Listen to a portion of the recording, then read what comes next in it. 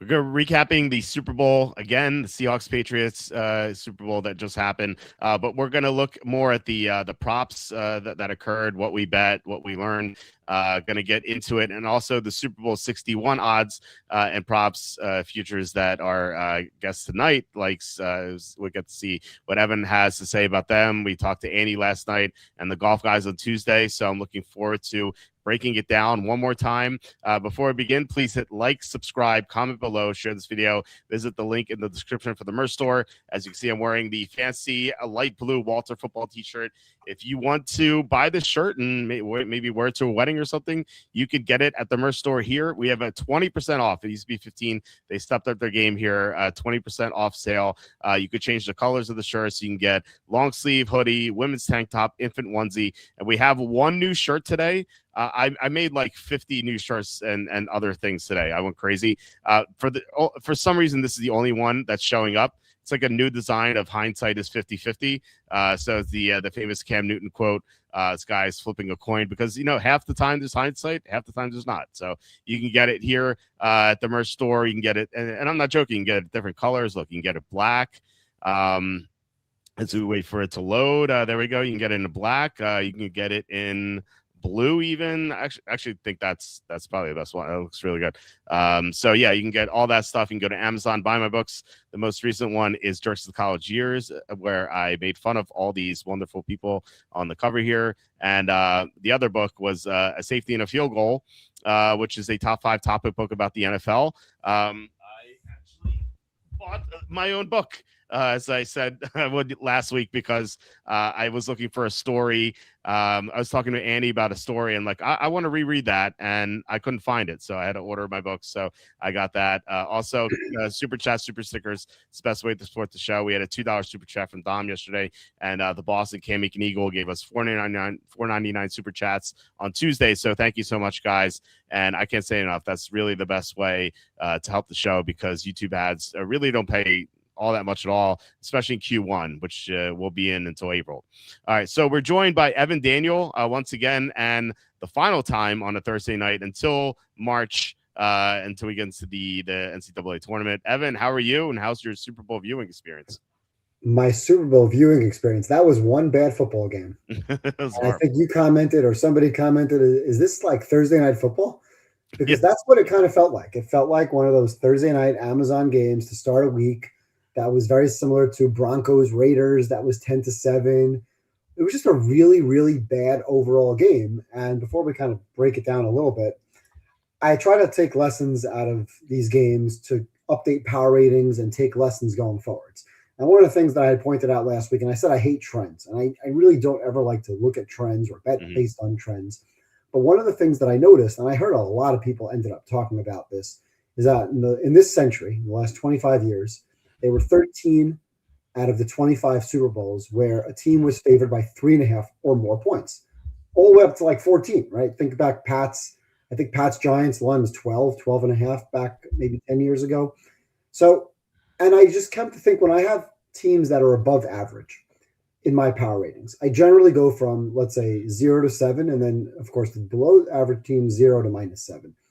On every year, there's always occasion, like, for example, this year, there's Jets, Chiefs at the end of the season, Raiders, Titans throughout the season that are worse than -7, that are -8, -9, -10. It's like, how bad can we make a team? Because there's always instances where a team is so poor, but when you're up big, when you're up 14, 17 points late, you're not really favored to score any more points. There's kind of like a line of demarcation where you can't really cross. And then so too on the favorite side, on the teams that are great, we think back to some of the all-time greats, that Pats, that undefeated season that didn't cover a lot of games late in the season, but they were favored by 14 to 17 points. So how high can you make that power rating? A couple of years back, I think, to the Chiefs and even the Niners that were really, really good, teams that were +8, +9. I think back 10 years ago to the Seahawks with the Legion of Boom. That team was really, really good.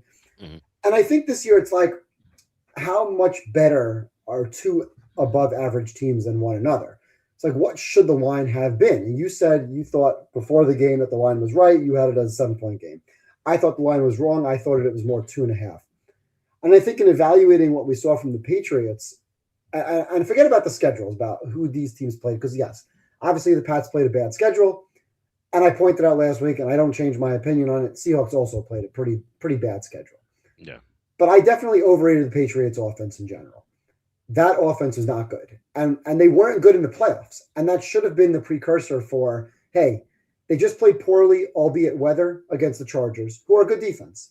They just played really poorly, again, weather, against a really good Houston defense. And then they played horribly against Denver, who's an above average defense, right? Let's call it what it is, an above average defense. But it was only snowing the last quarter and a half. They were horrible in the first 2.5 quarters of that game offensively.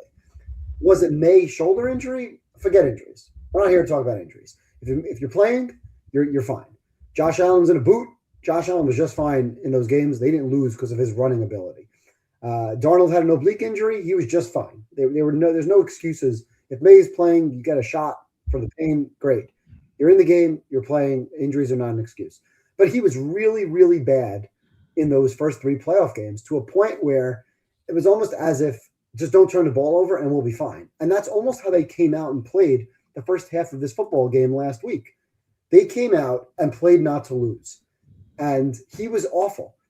Their defense was very good.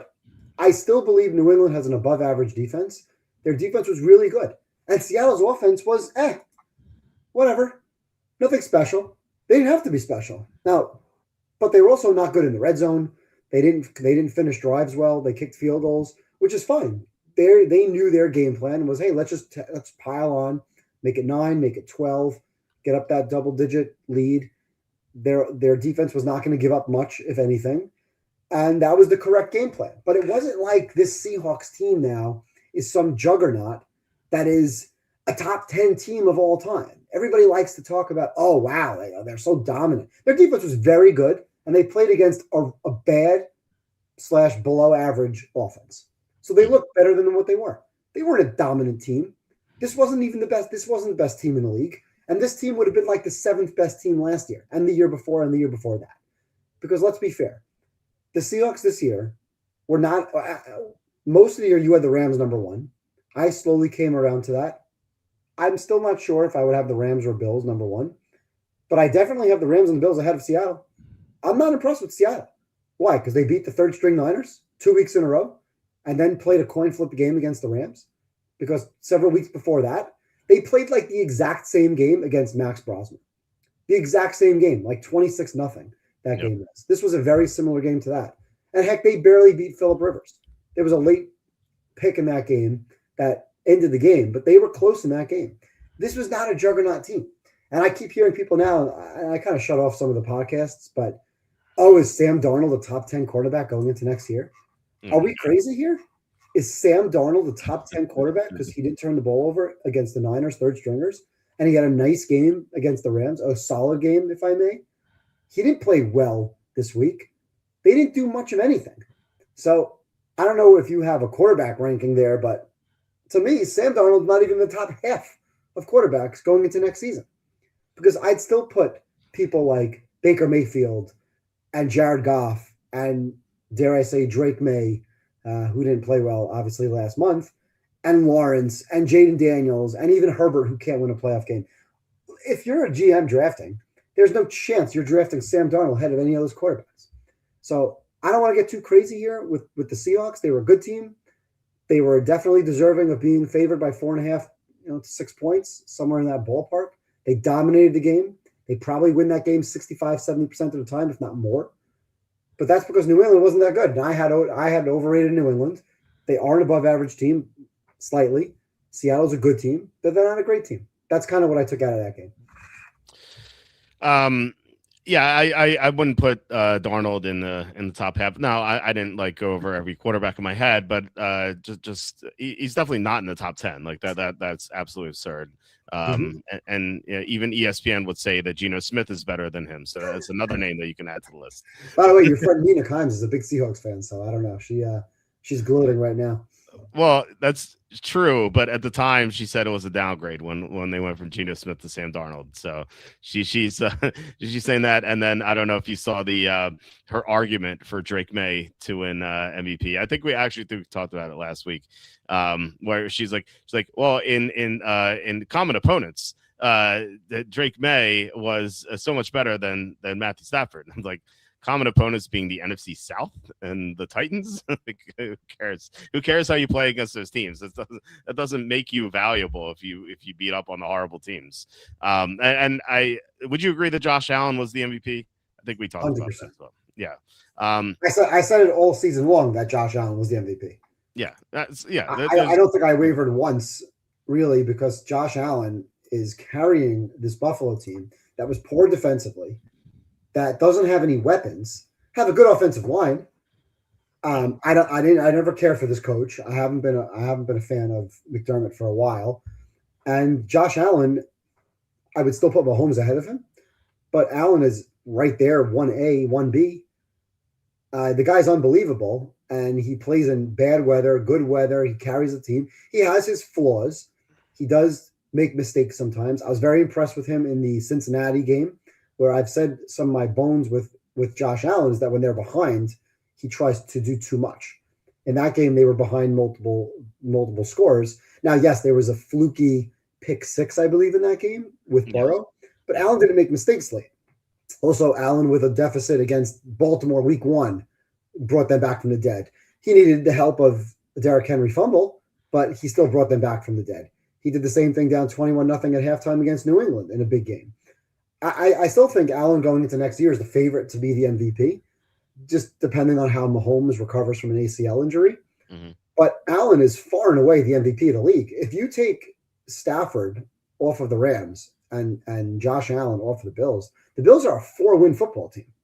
Yeah. The Rams, even with Jimmy Garoppolo, who, by the way, is a system quarterback who played very well in the Niners system, took them to a Super Bowl, you could put Jimmy Garoppolo into the Rams, and they're going to win 9 games. Yes. Under McVay. They're going to win at least 7 or 8 games.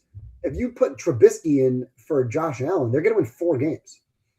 Well, how many games do you think Josh Allen you talk about Garoppolo getting 9 wins with the Rams. How many wins do you think the Patriots get with Garoppolo, and how many wins do you think the Bills get with Garoppolo? The Patriots, with Garoppolo, I think the Patriots this year would have won 8 or 9 games also. Because I think that it wasn't May who was winning games for them. Their defense was great. Their overall all-around play was very, very solid. They would not have won 14 games with Jimmy G, but they probably would have won 9 or 10. Yeah, with that schedule, yeah. And the Bills who won what, 12 games? The Bills 12, 13, I forget exactly what they won. Yeah, I had them over 11.5. They just got there. Yeah, I mean they would have won 4. Yeah, that's the number I said was 4. No, I said no more than 4. That team, they have a good line, as you said, really good tackles, and then Kincaid's good, but he was banged up a lot this year, and then they have nothing else. They have good pass defense. The run defense was atrocious, and so defensively, I think overall they're 16th in the second half of the season, so just about average.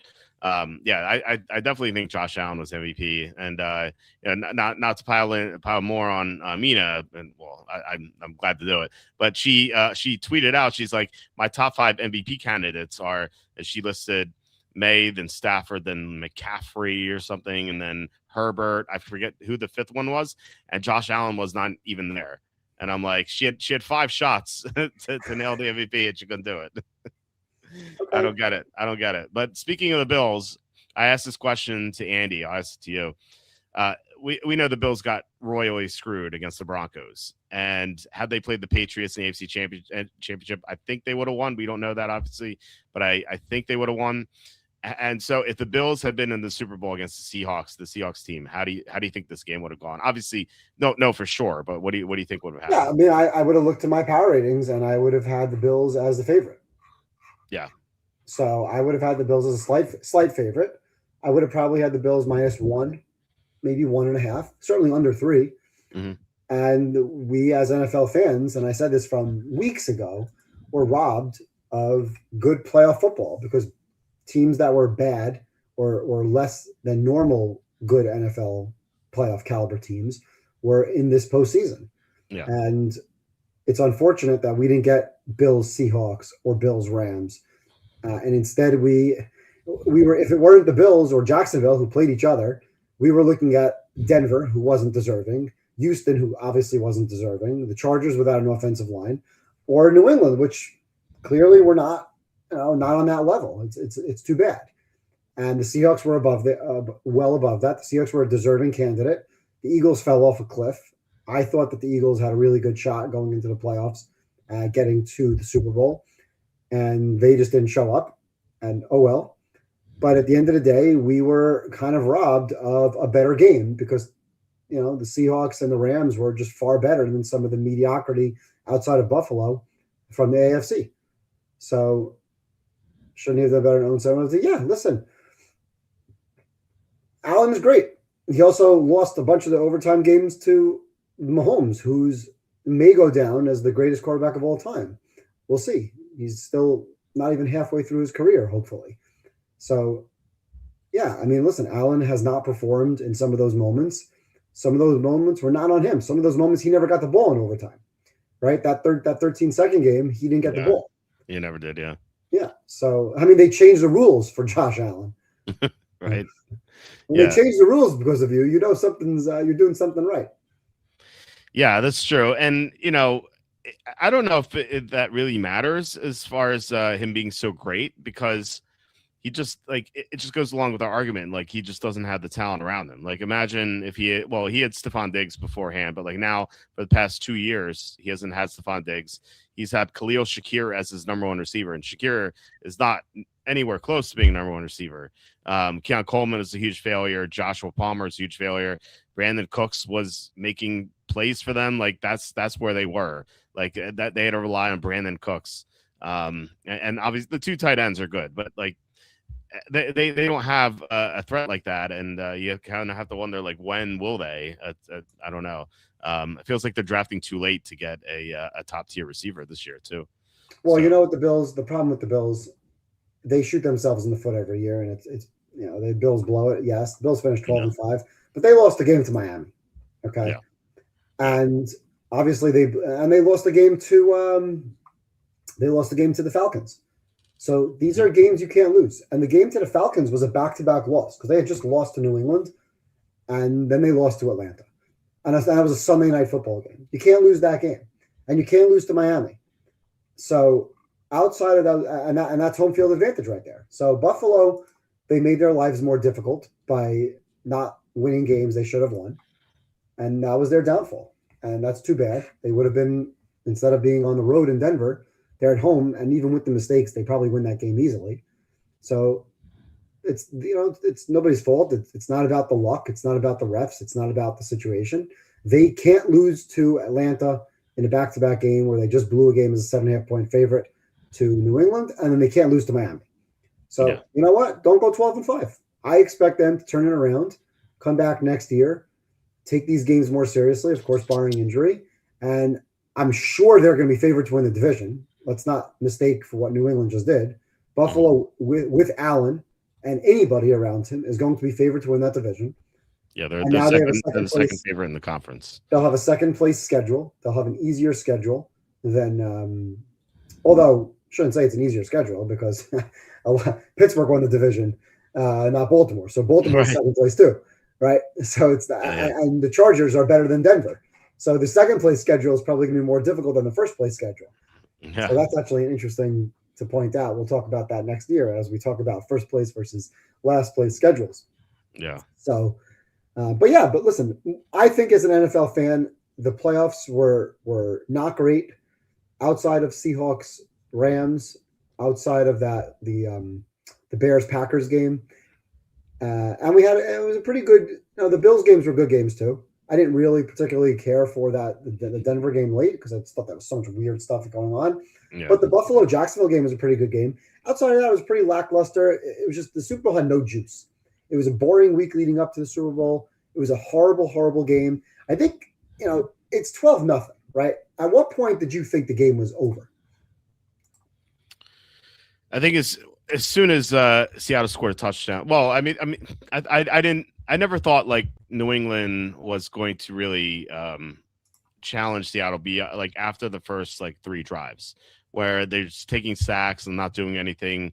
And Seattle's moving the ball a little bit. Like it wasn't like a great offensive performance by any means, but they had the 40-yard run by Walker, the 30-yard run by Walker. It was 30-20. I can't remember. But anyway, like Walker had a couple good runs. They kept stalling, but they kept kicking field goals. And like when it was 9-0, it felt like it just felt like too much for the Patriots. It's weird to say. This 9-0 doesn't seem too insurmountable, but against that defense and with the way their offensive line was playing, just didn't seem like they had a chance. And then you hear about, I don't know if you heard the news that Mike McDonald knew about like they were telegraphing the plays just because of how Will Campbell is lining up. They discussed like whether like the way he was leaning, they knew it was going to be a run or a pass. And so that obviously was a huge edge as well.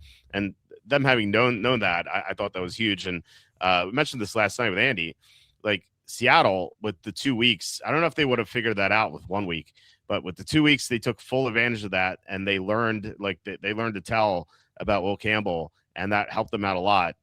And what the Patriots do with those 2 weeks, they're like, oh, here's an idea. Let's get the ball to Demario Douglas. They'll never expect that. Let's not get the ball to Hunter Henry. Let's not try to get him open to exploit Seattle's weaknesses against tight ends. Let's ignore him at all, like completely in the first half, and let's just keep throwing to Demario Douglas. This is really going to work out. So I didn't understand that game plan at all. Yeah, and the game plan of not running Drake May in the first half at all, injured or not, the game plan needs to be to use his legs, and that's one of the things that I really liked going into the game that I thought May would do a lot more of, and he didn't really run the ball until the second half. They punted on their first 8 drives. Now, I'm not including the kneel down at the end of the half, but really my question was, at what point did I think this game was over? Because it's 9-0 at halftime, and I'm looking at the line, and the line was 7.5, and I'm thinking, do I bet it? Do I take the 7.5? And I did not end up betting the 7.5 because I didn't feel really that it was a good bet. I didn't think the game was over. And they got the ball coming out, and immediately it's a 3-and-out. Yeah. And they give up a field goal again. And they go 3-and-out again. But then they get the 3-and-out. And then they go 3-and-out again.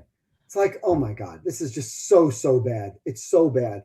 But they still were only down 12-0. And I kept thinking to myself, like, all right, if they could just get one touchdown, just put one score on the board and make this game 12-7.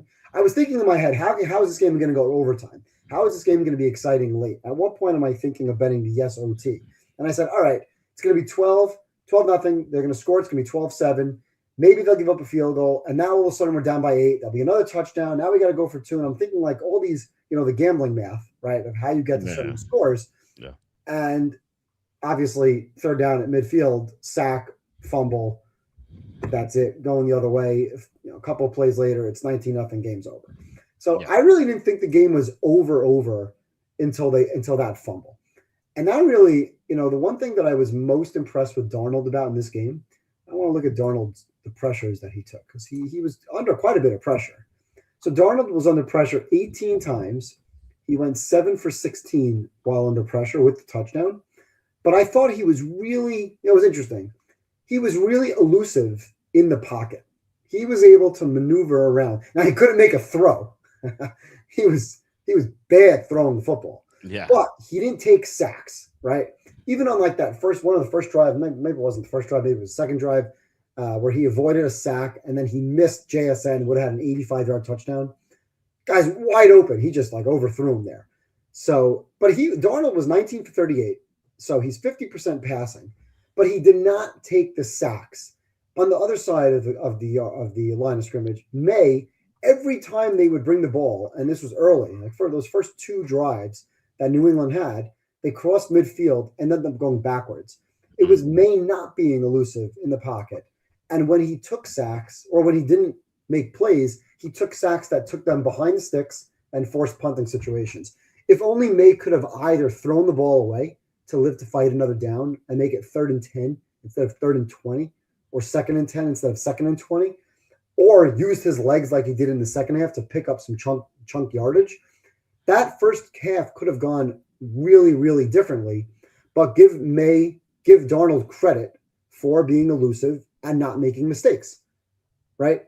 Avoid the pressure, live to fight another down. That was a big win over May, who was taking 10-yard, 8-yard losses pretty much every drive that set them behind the sticks, and they couldn't recover from that. So I thought that's where Darnold really kind of won this game, is avoiding sacks, because New England got pressure on him. Now you look at the pressure on the other side. Let me just take a look at May real quick. May was pressured 23 times in the game. He was 6 for 13 passing. His PFF grade was 24.6. That's pretty bad. That's pretty bad. Yeah, pretty bad. I saw somebody gave Will Campbell like 14 pressures. That's not correct. It's 8. 8's pretty bad too, but it wasn't 14. Yeah. He gave up 8 pressures in the game. He was awful. And again, injured, not injured, short arms, alligator arms, dinosaur arm, whatever you want to call it. He was so bad, Will Campbell. But May was worse, because May has got to recognize pressure. He's got to avoid the sack and get rid of the ball, or avoid the sack. And his only edge in that game was his ability to run the football. Mm-hmm. And he did not take advantage early in that game, and that cost them potential points. Their defense was very solid. And like I said, Darnold, I thought he had a poor game.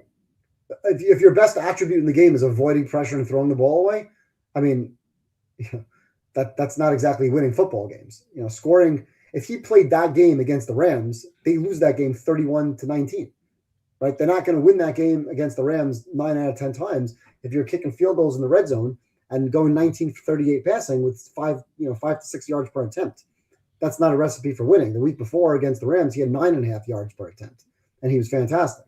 So I don't know. Seattle was 4 for 16 on third down, 4.7 yards per play, 1 for 4 in the red zone. And now people are talking about Seattle being this great, juggernaut of a team. Please, not interested. Seattle was a good team. They were not a great team. They were nowhere near one of the top teams of the last decade or 2 decades. New England was just bad. And it reminds me, years ago, I heard somebody say like, oh, New England and the Colts played in the championship game. Peyton Manning won and got to play the Bears, Rex Grossman. It's like, that's not fair. Seattle and the Rams play, and then the winner gets to play New England. How come when the Niners won the championship game, they had to play Mahomes? We didn't get to play Drake May and a barely above average Patriots team. That's not fair. The Niners had to play Mahomes in his prime. So, oh well, what are you going to do? Yeah. Spot on. Yeah, Evan, definitely spot on with this. Listen, I'm not biased. I don't like Seattle. I'm not a Seattle fan, and I bet Seattle in this game. But I'm calling it like it is, and I always do that. And by the way, as far as betting the game, 4%, the number 4 of my action was on New England plus 4.5. I happened to do pretty nicely, not great. I mean, I won 23 units. It's not a great game, especially for a playoffs like this. So we always strive to do a little better than that. Yeah. But yeah, 4% of my actions on New England. Like I really didn't care. I was actually very happy at the end of the game because I needed yardage props, and we can go through that soon. But, I thought I was going to lose money on this game, which is rare when you have so many props out there. I'm like, oh, man, this game is not going well. It's a boring football game. It's a terrible game. The game is basically over. And I'm going to lose money on this crap. So at least some of the events of the fourth quarter happened that turned a losing night into a plus 23 unit night. So that was positive, but the game sucked. And I told you this so many times over the season. Give me a good football game with action back and forth. We'll find a way to take advantage of it versus a game like this to close the season. Yeah. As far as Darnold's concerned, I'd like to know how many times this has happened where a quarterback did not win Super Bowl MVP and the player who won Super Bowl MVP did not score a touchdown. That just shows you how pedestrian the quarterback was. Now Walker did have a touchdown overturned, but still that was pretty painful for me, obviously, because I took the MVP plus touchdown 9 to 1. You texted me about that, and I said, you're not getting enough juice, because theoretically, I'm like, there is a scenario where he could win the MVP without it. Yeah, it wasn't enough juice. It wasn't enough juice. Yeah, 8.5 to 1 versus 9 to 1. It's like, it's not worth it. Yeah, if it was 10 to 1 or something, maybe. It wasn't enough. So that was a mistake, but still, like he had the touchdown that was overturned. That would have hit our ladders on Walker. Not 200, but it would have hit 150 and 175. So that was Right. unfortunate. Not to get into that like super early, but but anyway, I agree with you on Darnold. He did have a great NFC Championship. There's no doubt about that. Like he was terrific against the Rams. But this one, yeah, he missed a lot of throws. Like JSN had a terrible game, and then he got concussed. Then that led us to betting Cup and Barner, which worked out. But yeah, he just was very lackluster. But you're right, they did get a lot of pressure on him. May saw a ton of pressure as well, and I mean that was what we talked about heading into the game. We're like, can Drake May survive this pressure, because he's been sacked 5 times in every single playoff game. He got sacked 7 times in this game, but really 8 because they took one away. No, they called it 6, which is a bunch of garbage because well, we hit our defensive score, so that was nice. We won some money on that, and then we took over 5.5 sacks as the straight number, and then we laddered it to 9. 7, 8, 9 would have paid plus money across the board, and he ended up with just 6. Yeah, I don't know how. I mean, I guess it was a pick 6 late. I thought that was a sack for sure, and then there was another one that I think could have been a sack that I guess he escaped and ran for a little bit, but that was like the right. When anytime your best bet is the ladder sacks, what are we talking about here as far as how good this football game is? Yeah, that was sack ladder is the best play on the board to 9 sacks. That was terrible. Well, I mean, the props were great, but that was pretty bad. I guess it was because the ball didn't hit the ground, because he technically fumbled, but because the ball didn't hit the ground, it was an interception, so that didn't count as a sack, which is unfortunate. But what are you gonna do? I agree. What you're saying about Seattle, like they were the best team. They ended up being the best team this year, I think. But as far as comparing them to teams from years past, like they were not one of the best Super Bowl teams. I think that if the Eagles played the Seahawks team, last year's Eagles team played the Seahawks team, I think the Eagles are. I think 4-point favorite. I would have said 3.5, something like that, yeah. So they were just so much better. Like offensively, they were just so much better. Defensively, they're pretty comparable, but offensively, they were just much better than that. So, but they both won the same way. The Eagles dominated the line, and Mahomes couldn't do anything, and then the Seahawks did the same thing to the Patriots. And having that tell, I thought really helped too. Like I really do wonder if McDonald would have caught on to that with just 1 week of preparation. And it just goes to show that if the better the coaching staff, the better the team, the more they're going to take advantage of extra time to prepare. And we definitely saw that in the Super Bowl. So, but yeah, the fourth quarter was crazy though. Drake May threw for what, 250 in the fourth quarter. Yeah, because we were you couldn't bet this because it was on DraftKings. I don't know if you did it on FanDuel. And actually, you told me you didn't do it beforehand. I bet combined 450 passing yards at even money. I think it was like minus 117 or something. And I got that bet also at minus 118 at 450. Okay. I did take a couple of them pregame like you did. I took them on FanDuel because DraftKings doesn't let me bet. So I was able to get a couple of bets in at 500, 550, and 600. Yeah. But again, I was very small.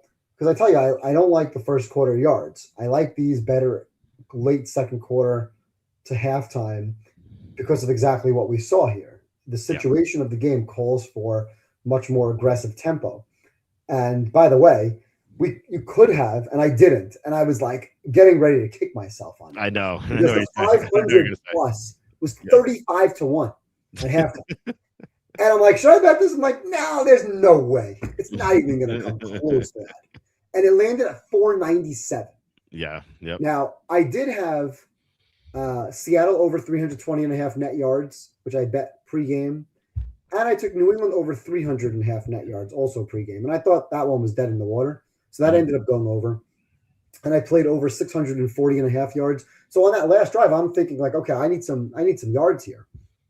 But I also had some alt parlays with, and again, I just do this because it's the Super Bowl. I don't generally do this, but I had like Seattle plus 8.5, New England plus 17.5, and between 33 and 58 points.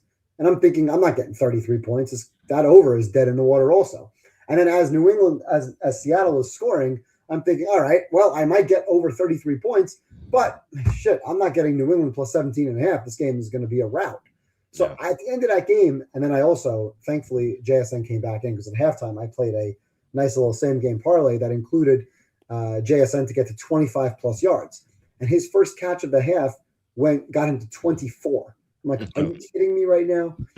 So I would have lost all those bets. Once he comes back in and gets a catch for 3 yards, I'm like, oh, this is great. I just need Henry to get to 20 and Diggs to get to 25. And on the last drive, I got the Diggs catch that put him over the 25, which hit a $1,400 same game parlay. Nice. And we got the New England into the end zone, which covered their 17 and a half points. So that drive alone, plus the yardage for New England, plus the overall yardage, I wasn't even thinking at that point about the 500. It was only after I won all those bets on that final drive that I'm thinking, oh my God, they're going to get to 500 yards. And I don't have that. Like, that is such a bummer. So I was like, slightly like, okay, good. Thankfully, I don't have to be annoyed that I didn't get there. But that's why we take these crazy, stupid ladders that are 20 to 1, 28 to 1, 15 to 1, because the fact of the matter is they hit at a much higher percentage than 5%. No. And that's why I told you middle of the season, screw the 0.2 or 0.5 units. I never went 0.2 or 1.25. If the bet hits if you have a proposition that's 20 to 1 that hits better than you think 5% of the time, just play it. Play it straight, right? Now, don't go crazy because the chances are you're going to lose that bet 80% of the time.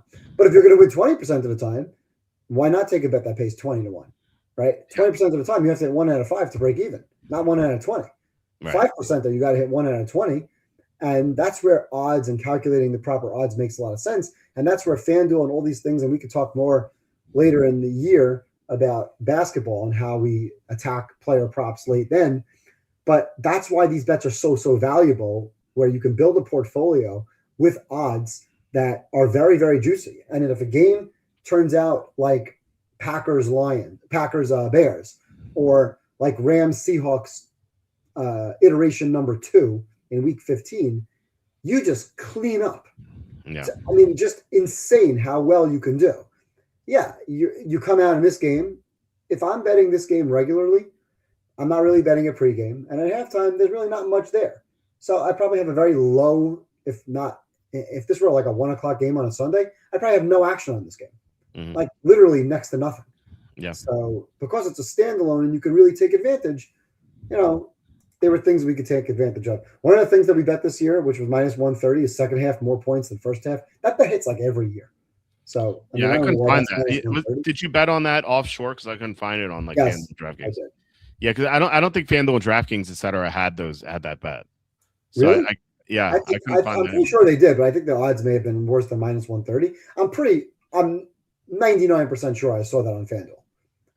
Well, I can't find anything on FanDuel. I couldn't even find MVP on FanDuel. So I don't have MVP on FanDuel because we talked about like, who would you take? I'm like, well, maybe Kenneth Walker. And I think I showed you my odds were like plus 600, and you're like, oh, that's bad. I'm like, okay, you're right.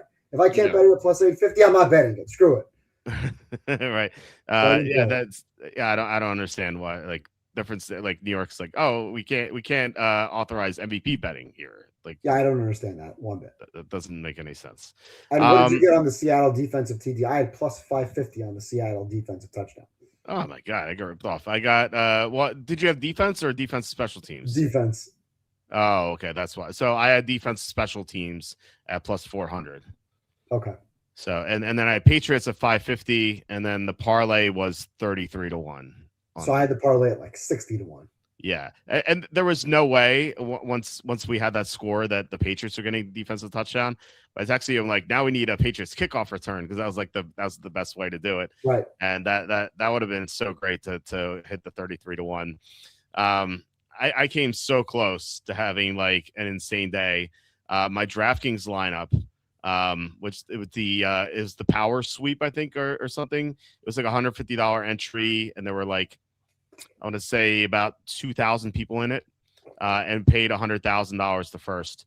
My lineup was Kenneth Walker, Seattle defense, Seattle kicker, Drake May, someone else, and then Hunter Henry. And Hunter Henry is the only like laggard in that lineup. Like everyone else had like that fire symbol. And like, and I don't know if you ever follow the CBS tracker. The CBS tracker will have the score. They'll show like a team scored, but they won't show the like who did it until like 10 seconds later. And so I see Patriots score a touchdown. I'm like, come on, Henry touchdown, Henry touchdown, Henry touchdown. Oh, you're looking at the game tracker before you're looking at the TV? Yeah, because I have to, because I'm way behind. You know, my TV is like a minute behind. For some reason, I don't know. Every TV in the house. Have to start watching on standard definition. Maybe I don't know. I don't know if like if that's the reason, but every single TV is a minute behind my house. And if I'm doing prop betting, I can't be a minute behind, you know. So I need to see what's going on. So I had the game tracker on. I see the Patriots score a touchdown. I'm like, come on, Henry, and of course it's Stevenson. And then I did the math. What is going on? My phone's going off. If Henry scored a touchdown instead of Stevenson, I'm pretty sure I would have won the whole $100,000. Wow. And I finished in, I think, 11th place or something like that. So that man, I was like, come on. And the 2-point conversion wouldn't have got me there, but it would have got me definitely a better payout. So that was one thing that really like bothered me. The other one was the Walker touchdown, because like I said, I bet Walker MVP plus touchdown, and then the latter would have hit on Walker too. So, and Walker is my captain in my lineup, so that couldn't have hurt me. So those are the two bad beats I thought, because the holding call was legit on Sundell. He's the worst lineman the Seattle had all year, and he definitely held the guy. Like I'm not gonna blame the ref for that. It was definitely Sundell. Still it was pretty tilting, because that they had on the game tracker again, they had like Seattle scored a touchdown, and then it did something weird, and it like went backward. I'm like, uh-oh, like what happened here? Because I remember it was like 3rd and 13. I was like, there's no way Darnold threw here. Maybe it was a dump off pass, but I think that they ran Walker, and Walker scored a touchdown. That ended up being what happened. But Walker, they got called back, and then and Tirico even said after that, he's like, that could be the deciding moment for MVP. And I thought, like, did they give it to Myers, the kicker, because he had 5 field goals? And Andy made a good point yesterday. He said like none of them were very long, so it's true. And then when the game was over, I thought I missed who won MVP, and so I went on X to look, and I searched MVP, and Grok came up, and Grok said Devon Witherspoon was MVP of Super Bowl 60 because he made a lot of pass breakups, and he scored defensive touchdown. I'm like, oh, okay, so I don't have to worry about Walker. Like, I'm like, it doesn't matter. Water under the bridge, it doesn't matter, because I didn't bet Walker to win MVP solely, and Witherspoon won. I'm like, okay. And then it's announced that Walker won MVP. I'm like, wait a second, I think Grok was wrong. How dare you be wrong, Grok? So that was like, despite having a profitable Super Bowl, there's like, it could have been like a legendary day. It could have been amazing, but I'll take it, I guess. Better than losing, right? Yeah, better than losing, and it would have been a better day if it was a better game, because I think there's other ways to win, and it's not always about that. Like the game was just bad. Now I talk about ladders and some of the props. I didn't have Walker at 150. I just played at 175 and 200, and then I also played over 125.5, which was the straight number. I think at halftime that was the number. Yeah, and I played that. That was like minus 118. And then the 175 and 200 were big. Yeah, that was like 15 to 1, or I think plus 880 was the 175, and plus 2800 was the 200. Yep, something like that. And I played those, and then also we talked about Cup, right? So I played Cup over 56.5. I also laddered Cup to 80 yards, which didn't hit, but the over 56.5 did. And then Barner had 27 yards. Okay, and this is before the touchdown. This is a couple of plays before that, and he had 27, and his line's 27.5. Yeah, that was unbelievable. See here, definitely before the touchdown to him. Let's see. This is the touchdown for New England. I couldn't believe that number when I saw it. I'm like he needs 1 yard. Right. Okay. So here's what happened. The first pass. Now again, it's the fourth quarter, and it's 12-0. Right. It just fumbled. And I'm playing over 27.5. First pass, 11 yards. So you get the over. And I'm like, oh, great. Now we just need 12 more yards. And then, of course, 3 plays later, 16-yard touchdown pass. So I played Barner. Over 27.5 was the straight number, although it was plus 130. Still had plus money on it. Yeah, it was plus and money. And to get to 50, again, you're thinking 1 or 2 plays to 50, which is exactly what it was, too, plus 1,100. Jeez. Now, I stupidly put a half bet on it. There you go. There you go. So instead of winning 1,100, I paid $550. But it's just like, oh, Michael, why? I don't take my own advice sometimes. But Barner getting to 50 yards, I also played him to get to 60 yards. But, okay. At that point, getting plus 1,100 for him to get 23 more yards. Yeah.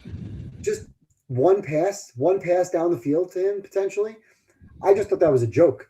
Now, I also played Cooper Kupp after he got to 56.5.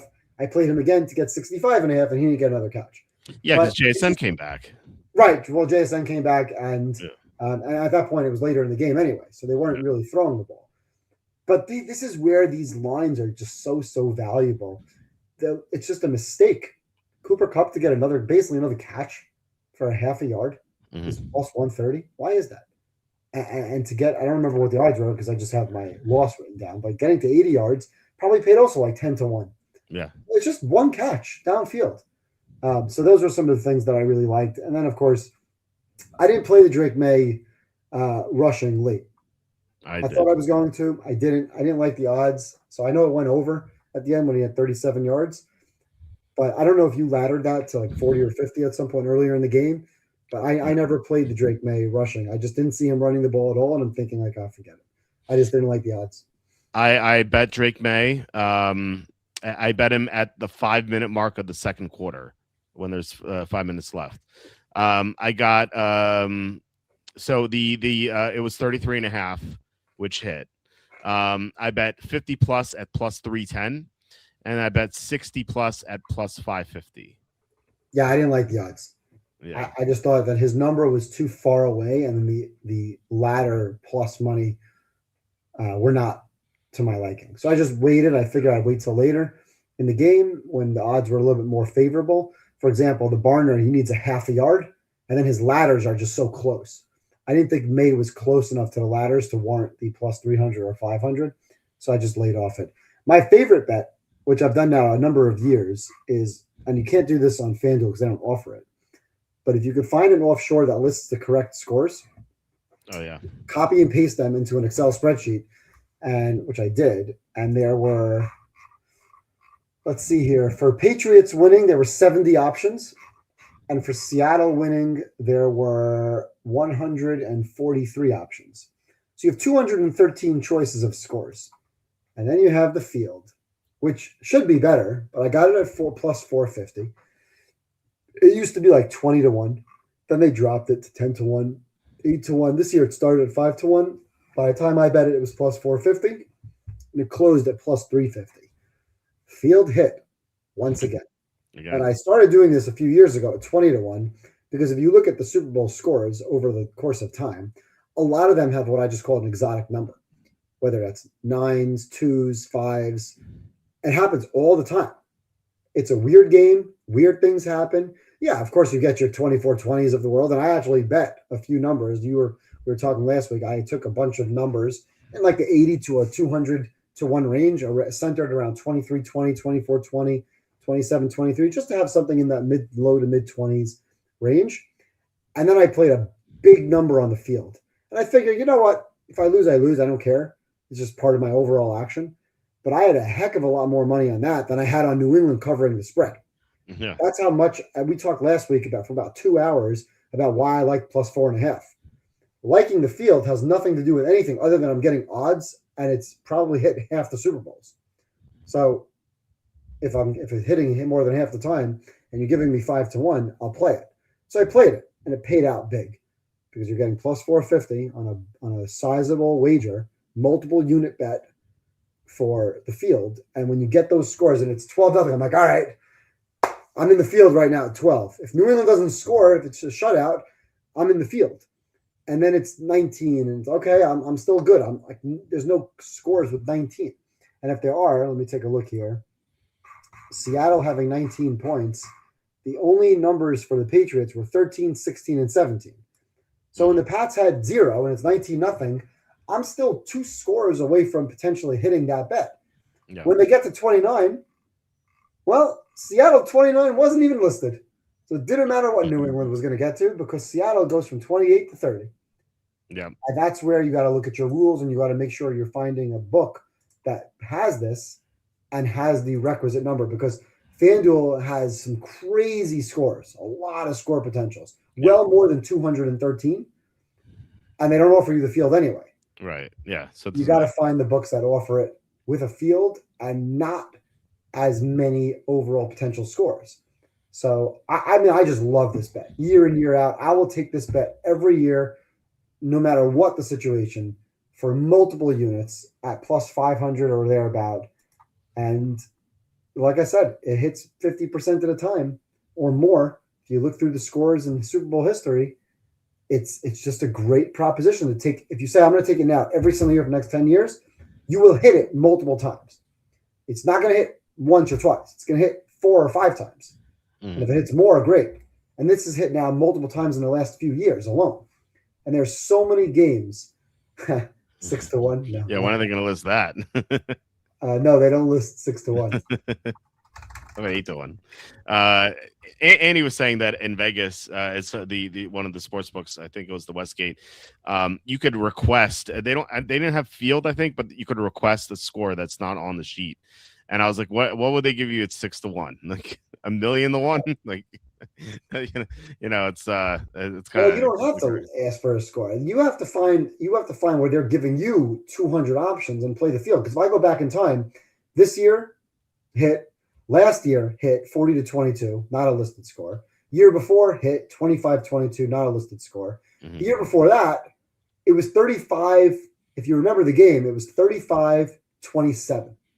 And Philly scored to make it 35-33. And at that point, it was in the field. But then Hurts made the 2-point conversion, and it was 35-35. Kansas City has the ball. And if they score a touchdown and go up 41-35, that's a field bet. But they were smart, and they went down and kicked the field goal, and 38-35 was a listed score. Obviously, the year before that, 23-20 is a listed score. And then, of course, going back the year before that, 31-9 in the field. So 4 of the last 6 Super Bowls landed in the field. Yeah. So again, this is not for everybody because most people can't find this and don't have access to it. But if you have access to some of these offshore books that list list 200 potential scores and then give you a field option, and some people say, well, the 5 to 1 is not fair. It is fair because it hits more than 50% of the time. It's literally a proposition bet that hits much more than to get 4 to 1. You have to hit 25% to break even. This bet hits well more than 25% in the history of the Super Bowl. Right. Out of 4 of the last 6. If you're booking this, I would let you bet this to me. I would make it minus 110. If you want to bet the field against my number, I'm not giving you anything better than minus 10. No way. Yeah. I'm telling you, this hits all the time. And this was pretty much, I won't say the majority of my wins on the day, but very close to it. Yeah. The best bet would have been, and I don't think you had this, or I definitely did not, was halftime Drake May over passing yards. Because he went insane. Every rung on the ladder would have hit. You would have made a killing. Did it ever occur to you to bet that? Because it did not to me. No, it did not. And I was annoyed that I didn't, but I didn't take it. And I don't remember. I think he had 40-something yards at halftime. And I did play an over, and I think it was to get to 150. Okay. And it was part of my same game parlay that I hit with the Diggs late was May getting to 150. And I wasn't really comfortable with anything more than about 100 yards. Okay. So if I laddered it at all, and I think his over-under was probably more than that because I'm playing this as part of an SGP, I'm probably going a little bit less than what the actual number was. His actual number was probably somewhere in the 160 to 175 range. I think I remember seeing 166.5. Okay, perfect. Exactly. So the ladder to get to 200 is probably playing like plus 150, plus 170. Mm-hmm. And I'm thinking that's not enough juice for me. Okay. I have no interest in that. and they get to 225 and 250, I'm thinking, no. How is he getting 125 yards in the second half? Right. and yet he did. Yeah, he did. Which is why sometimes the professional bettor is not necessarily overthinking the game. It's that person is generally just playing the odds. And in hindsight is 50-50, right? Absolutely. Hindsight is 50-50. You just blindly do it. You just play the ladders because the odds are in your favor to hit that. If you're saying, hey, I'm going to bet every single football game for the whole season because I hit 55%. Okay, so bet every game. But if you're going to say, hey, I don't want to bet every game because it's too much action, all right, then don't. But if you come into a one-game scenario, a Super Bowl or a championship game where there's minimal games, and you have an opportunity next year, what we should do at halftime for every single playoff game is just start laddering quarterback individual and laddering the combined yards. And even if it doesn't hit the first 1 or 2 games, all right, so you lost 4 units on this game and 6 units in that game, no problem. The game you do hit, and it covers everything by a mile. Yeah, and you're going to hit more than once. Obviously, you're going to hit multiple games. It's remarkable. I mean, these, especially in the playoffs, they will, like, the winning team will keep throwing like aggressively because these, first of all, they're good. They're good teams. They're not going to be dumb teams in the regular season. They're like 7-10 team that, you know, they're like, oh, we have to run the clock out, you know. And second, it's like do or die. So like the coaches, they trust their quarterbacks at this point, and they're willing to throw. So the team that's ahead, like that, their numbers are way low. They talk about like May being super high at halftime because it was way behind. Like I forget. I think the Darnold one was about the same as May, and yet he had more yards. So it just goes to show, like both overs would have hit, and that was the case for the I like, except for like the, you know, the CJ Stroud of the playoffs and like the Jarrett Stidhams, and I don't think Herbert passing over hit either, but the like most of the quarterbacks hit on the over. Well, I should say the teams that are winning, those teams weren't winning. But the teams that were winning, I can't remember a quarterback not going over that was winning at halftime. And it's not just the quarterback going over. How many times did we see the ladders going up crazy, like the Caleb Williams ladder? Yeah. And the Stafford ladder and the Darnold ladder in that game. So there are too many or the Josh Allen or Trevor Lawrence ladders. There are too many instances where you're cashing in 3-1, 5-1, 8-1. We're getting huge hits. So you just have to understand, listen, it's not going to always work. There are people who will DM you and say, "Oh, look at this moron. He's just chasing, and this is a bad bet." And now you're at 4 units on Kenneth Walker and 4 units on Darnold, and now you have a bad game. Yeah, we're not here to bet the game in a month, 8 units, 4 units. The contest is great. Listen, we want to cash in the contest because we want to cash in the contest. Yes, we would love to win the Circa because that pays $1 million. Yep. But cashing in the contest is more fun sometimes than the money that's involved in it, especially on some of those smaller mini contests. Yeah. But if you want to make money consistently, week in, week out, you're going to by following some of these rules.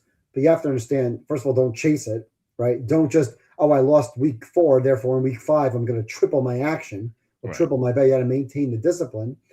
And the reality is you're going to win more than you lose because you're getting odds that are inaccurate. You're taking advantage of good odds in your favor when they shouldn't be that much. Now, we have to monitor this because at some point the books are going to lose on some of these ladders and they're going to take it down or they're going to adjust accordingly. This happens all the time. The books will adjust and then we're going to adjust back. We find something different. We'll find some variation of it. But right now, we started this really winning big with Trevor Lawrence against the Jets in that game that was a blowout, but the Jets couldn't play defense. They couldn't play offense either. They were going 3 and out every single drive. And Trevor Lawrence was going for 300 plus. And he ended up, I think, with 340, 346, something like that in that game. And we were laddering him from like 275 to 300 to 325 to 350. Yep. And I said this to you from day 1 last year, which we won in week 2. And then they took it away from us. Any quarterback to throw for 400 yards or 450. I know. And it just so happened it was our friend Russell Wilson who threw for exactly 450 yards in a Dallas Giants overtime game. And who could figure? The week later, that bet is gone. I haven't seen it since. Yeah, I haven't seen it either. I was It was very plus upset about it. 1,600. Yep. And I don't know how many times that hit this year, but At least 4. yeah, I do remember it hitting frequently. So that's a shame that was gone. But we can't complain about what we gotten. That Rams Seahawks game on Thursday night was insane. I think that's what really started, right? Because you won what $6,000 in that game or 8,000. I can't remember how much. 6,000. Who's counting? Yeah. No, it's insane that what you can do. Like you said, yeah. Sometimes you don't win, sure, but like when you do win, you can win insane amounts of money with this, and it's really opened my eyes how lucrative this is. It almost seems like the pregame side wager is almost irrelevant. Almost, I still want to win, obviously, but like it's like pales so much in comparison. It does, and it's really there because one of the things that I love about football so much is rewatching the games, thinking about why something happened, and then having some sort of a predictive model that we can discuss. And you and I, unlike a lot of people, really spend so much time during the week thinking about the games, and then the games are even more exciting because we want to see how it plays out.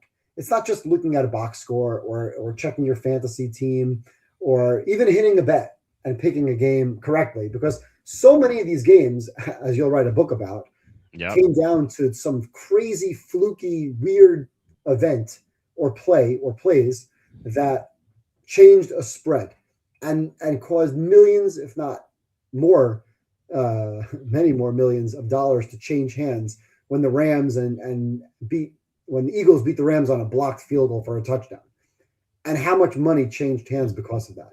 But as far as being disciplined and winning money consistently, these late game or fourth quarter or second half player prop, team totals, player totals are just so much more lucrative. You can't quantify how much more you can earn betting football this way. And you took some of the strategy that I told you about with women's college basketball, right? Or WNBA with live unders late in these blowout games. And we'll do the same thing in live college games in the tournament time that are blowouts, and vice versa. We'll be betting overs late in those games. And when it comes down to NBA playoffs, we're going to be building player prop portfolios.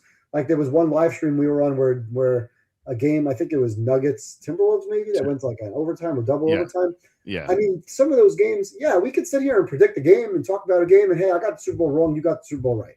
Awesome. Right? 4% of my actions on a plus 4.5. I would never advocate for saying, hey, go in and just go crazy. If your unit size, or if your budget on the game is to bet 10 grand, put it all on the Pats plus 4.5. Right. That would not be my logic, right? That's not my strategy. If your budget in the game is 10 grand, you should have about $400 to $500 on the Patriots. And that's it. Maybe even less. Yeah. It just, why would you go so much more than that? Spread it out on props and other things, and then wait for the right situation later in the game that could be much more lucrative down the road. But we want to pick the games right. But more importantly, I think we want to give the correct insight as to what we're looking for from a betting perspective, as well as from a keys perspective, like who's doing what. And in this game, once again, turnovers and pressure.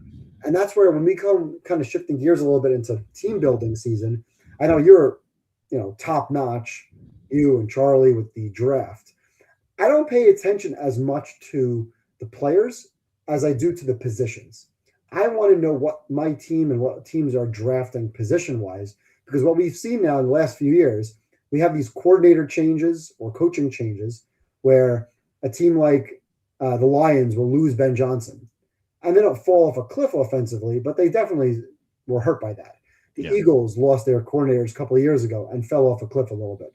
And then teams get some of these new coaching staffs, like Mike McDonald with Seattle, like Vrabel with New England. I'm much more interested in the change in coaching and then where these teams are building from. And we've seen the last few years, and I think we've seen a little bit more in recent history, that outside of the quarterback, you have to be able to protect the quarterback, and you have to be able to rush with 4, maybe 5. Now, you mentioned like Josh Allen earlier in the show that he doesn't have a top receiver. I think so much more important for Buffalo is to build that line, continue to strengthen the offensive line, which is a strength, but really get back to building the defensive line and not worry as much about getting a top tier receiver in the draft. What was the last top tier receiver that was great in the Super Bowl? I think besides for Cooper Kupp, I can't think of many in recent memory, right? The top receivers are not generally there. It's the teams that can rush the quarterback with 4 that are winning some of these big games, or the teams that are protecting, and then vice versa. When you can't protect, you see Mahomes gets into the Super Bowl. Last year, they can't protect him. In the Bucs game, they can't protect him. And Kansas City gets blown out twice. So I think for me, when I look at your website and look at draft models, to me, it's more, I don't care about the name of the player, and I don't even care about what their scouting report is. I want to know what position that team is drafting. Are they addressing the offensive line and defensive line? Or is somebody like Arizona going to draft another linebacker? And who the hell cares, right? Arizona's not going to do anything with a linebacker. But if they draft a top-tier offensive lineman or a top-tier edge rusher like David Bailey, now all of a sudden we're talking about a guy who could be really making a difference. And what did Seattle do? They don't have a lot of name players. Yeah, Eman Wari became really solid. Witherspoon, obviously very solid. Reek Woolen's probably going to leave in free agency now, but they have a system in place with McDonald. They built through the line. They have a bunch of guys who are really solid on both sides of the line of scrimmage. And that's where they've now become a top contender. It's not because they have Sam Darnold and JSN. It's because they have really good offensive line play and they have really good defensive line play. So I'm very interested in seeing over the next couple of months how teams are building by position and coaching rather than who is the sexy name at wide receiver or the big cornerback or the really good linebacker or safety. Yeah, no, absolutely. I always said that to win the NFL, you need to have a quarterback, to protect the quarterback and get to the quarterback. It's so important to do that. This is a really good offensive line class coming up. It's not a great class overall. There are a lot of offensive linemen who are going to be in the first rounds. At least I think at least 2 guards and several tackles. Like we're talking like five or so tackles. So should be a good line class. And I mean, we saw how much it benefited Seattle. They took Gray Zabel first round last year. And that was great. I mean, I on my awards page, which was the 26th annual awards page on the site, I named Gray Zabel Offensive Rookie of the Year. Okay. I've done that multiple times with linemen. And for some reason, the NFL just doesn't give out Rookie of the Year to linemen. Which I don't understand. They gave it to McMillan. Like, who was more valuable, like McMillan or Gray Zabel? Like, I don't think it's any 100%. 100%. Yeah, I don't think it's any question. Like, and these voters, just don't know what they're doing, as we've seen with the conversations on ESPN. But it is like we could talk about futures now, and it is just right after the Super Bowl, so it makes sense to look at Super Bowl 61 props and whatnot. But this changes a lot because we don't know what's going to happen in free agency and the draft. We don't know like what these teams are going to do, and we'll have a better idea later on. I'll call the Lakers are winning, as we had -6.5 tonight or 7.5. I can't remember. Anyway, we gonna go to here because I found that the Caesars and FanDuel like radically different. Not like some are a lot better at Caesars and some are a lot better in FanDuel. It's kind of weird. Like Rams are 9-1. They're the favorite here. Seattle's the favorite on FanDuel, 750. Rams are 8 plus 800. And I believe I just signed up for Kalshi. I think the Rams are like 10-1 on Kalshi. I think that's what pans out to. So that's something new as well that you can look into. I just signed up for. Anyway, so I don't know where you wanted to start with this. I told you I already bet 2 futures because I got $50 bonus deposit bonuses, and I was like, why not start? And I just got a third one, so I'm gonna talk about that as well tomorrow. But I did bet 2. Did I tell you who I bet? No, you didn't. I'm going to try to guess what you bet because I want to see where there's value, and we'll see if knowing your history, because I know last year you bet the Redskins at like 22-1. I think you got earlier. Yeah. So there's a theme with these 2. I don't know if you want to know the theme of it. Well, let me see if I can try to figure out what you're betting based on how I think I know who you might like. See, there's absolutely no value playing Seattle at plus 750. Right. It makes no sense. And frankly, there's no value playing the Rams at 8-1 either. Yeah, right? Because both of those teams are presumably good teams, and the Niners will be in the mix as well. Yep. And I think there's value on those two teams based on who might be behind earlier in the season, right? And I don't like betting Super Bowl futures anyway, but if Seattle loses to the Rams in LA earlier in the season, and Seattle's now looking at a wild card in the standings, and again, it could be in week 5, you're going to get much better than plus 750. Yeah, for sure. So I just don't see any value in playing that right now. Now, obviously, talking before some of the coaching moves, before the draft, before free agency, and for me, more importantly, is the schedule release. Who are you playing and when? Not just who you play, but I want to know when you're playing some of these teams. What's your buy situation like? So for me, I don't even look to bet any of these now. But from a value perspective, does Buffalo offer any value there? Because we do believe, again, going back to our Josh Allen conversation, that this is going to be one of the best teams. As long as he's healthy, they're a contender. So 12-1 is not terrible. I certainly like Buffalo better than I like the other 3 ahead of them. I do not like Green Bay. I don't find any value in playing Green Bay unless they got rid of Jordan Love and made Malik Willis the quarterback. Yeah, he's free agent. That's interesting. Chargers, I love Herbert. I would need to see Herbert win a playoff game. Right. Before I took anything on the Chargers, so I do not see any value in the Chargers. Eagles is interesting because I would imagine similar to what happened to them 2 years ago, 3 years ago, when they fell off the cliff and then came back really strong. My guess is they would come back strong, but I would like to see what happens with their free agent class, specifically their offensive line. Yeah. So I would not be on Philly right now. Detroit, not so terrible from a value perspective. I still think Detroit could be very solid. Injuries plagued them a little bit, especially defensively this year. And obviously having a new coordinator, the Campbell experiment calling plays was a disaster. So they definitely need to fix that. Maybe there's some value there. Kansas City really comes down to Mahomes coming back and being Mahomes. If he comes back and he's not Mahomes, meaning he's not moving in the pocket, that's a problem. Yeah. And obviously they need to continue to address the offensive line because that was a mess this year again. I don't care about their weapons. Again, it's Allen and Mahomes can play with, third string receivers like Brady did for so much of his career. And they just need to be protected. New England, I absolutely would not touch. One of my best friends tells me every year the team that loses Super Bowl, he bets them not to make the playoffs. He does it every year without fail. And every year I disagree with him because every year the team that loses in the Super Bowl is a good team. And I say, no, it's a fluke. And every year he's right. So I would say New England's not going to make the playoffs. Yeah, I think I agree with that. I don't like New England next year. We'll obviously look at the schedule. We mentioned before the first place may be easier than the second place, but this is your quote unquote regression team. I don't like 17-1. The Niners are not bad because again, you have an injured team that should be in the mix. See, why are the Niners so much worse than Seattle and the Rams? Those 3 teams are generally pretty when they're healthy. Okay. And Stafford's going into a year, he's another year older.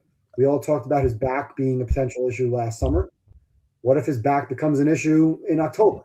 Right? We forget about the back, but then it flares up. He takes a couple of hits and he flares up. And, now they're a Jimmy Garoppolo away from being a 9-win team and not a 12 to 14 win team. So I think the Niners, what is that, 18-1? That's not terrible. No. I wouldn't bet it, but if the Niners are healthy, they absolutely could be in the mix. I don't like Denver. I think Jacksonville at 20-1 is not terrible. The Bears at 27-1 is not terrible either, and I don't think I would touch anything worse than that. So I'm going to guess. I'm going to guess what you bet. Let's see if I can figure out your theme. Yes, and the theme matches the theme of the Super Bowl teams in this past Super Bowl. Matches the themes of this past Super Bowl, meaning teams that are kind of up and coming from the year before. Or new coaches? No, not that.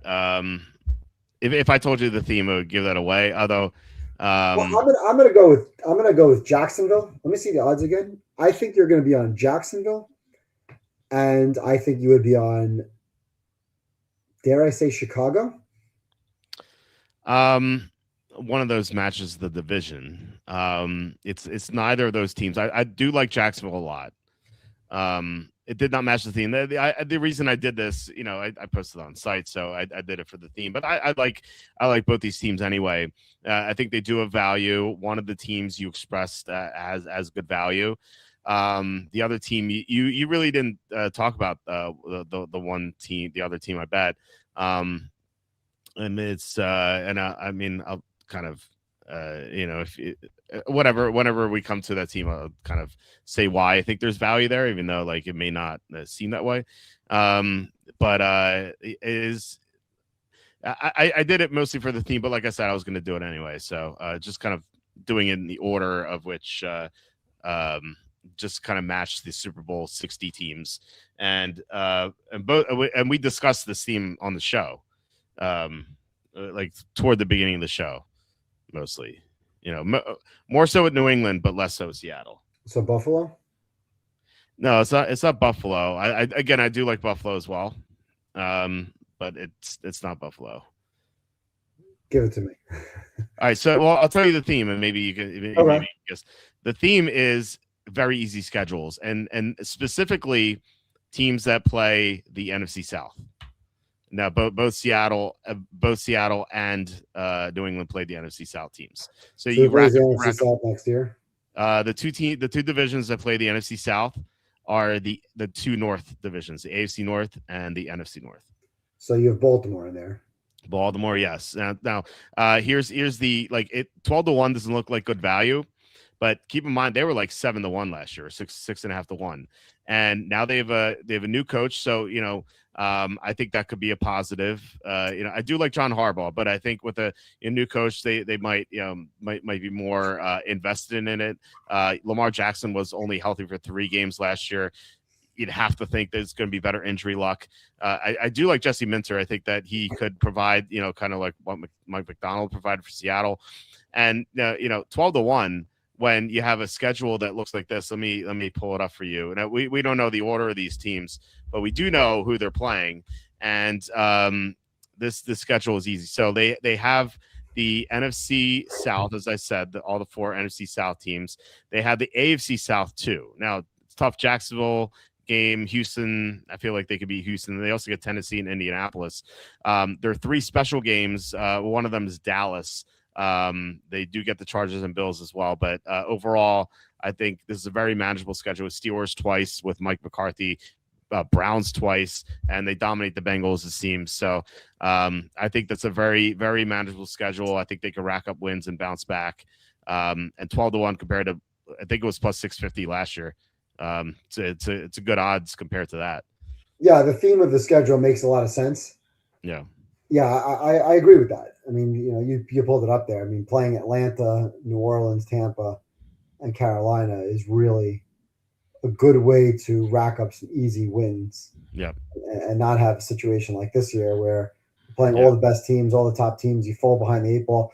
Again, obviously throwing injuries aside, can't predict the injuries, but if they're healthy, they should be favored in the gross majority of those games. Yeah, definitely. So that's the AFC North team. I bet an NFC North team to win, and you already guessed the Bears, so it's not the Bears. So don't tell me it's the Vikings. What's the Vikings odds? Let's pull that up. The Vikings. It's not the Vikings. They are 55-1. Yeah, my guess is that you'd be on Detroit, but I know you like the Packers this year. So I mean, I didn't like the Packers that much. I don't. What are the Packers odds? 13-1. Packers are 13-1. I do not like that, so I guess you're going with Detroit, who I said is not bad value.